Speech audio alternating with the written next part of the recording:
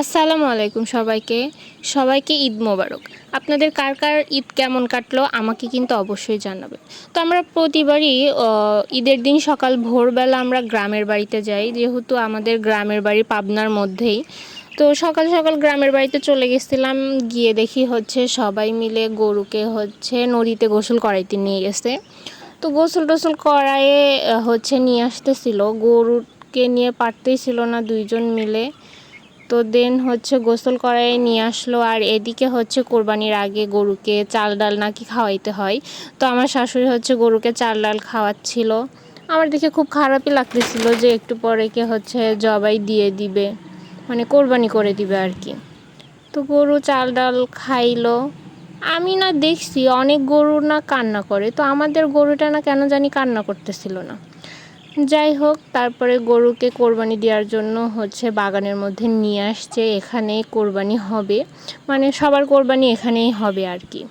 আমাদের গ্রামে আমি দেখলাম যে সবার কোরবানি এক জায়গাতে হয়, যার যার বাড়িতে হয় না।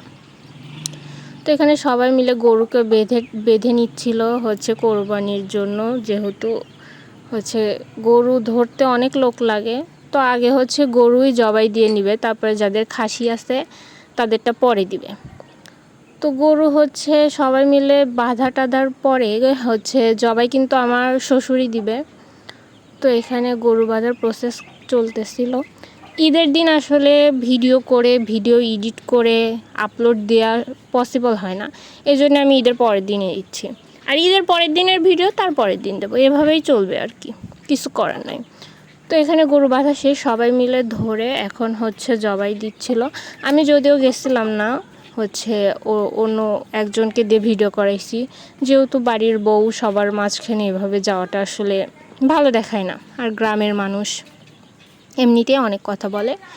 যাই হোক, গরু জবাই হয়ে গেল। খারাপই লাগতেছে আমি যখন এই ভিডিওগুলো দেখতেছি, যে মানে কি আর বলবো। গরু জবাই হয়ে গেল। তো আমাদের গরুর কেন জানি না অনেক সময় লাগছে জান বের হইতে।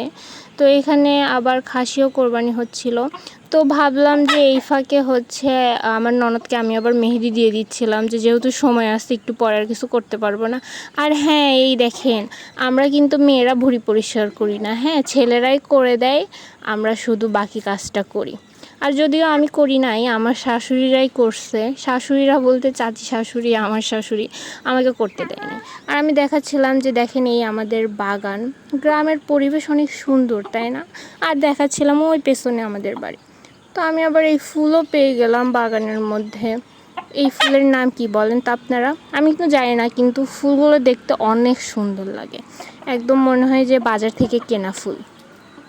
তো যাই হোক, এই যে চাকমাপুরা যারা আছেন ভাই বোনরা, তারা বাঁশ নিয়ে যেতে পারেন আমাদের এখান থেকে। তো এখানে গরু কাটার প্রসেসিং অলমোস্ট শেষ, সবাই মাংস কাটতেছিল। তো তারপরে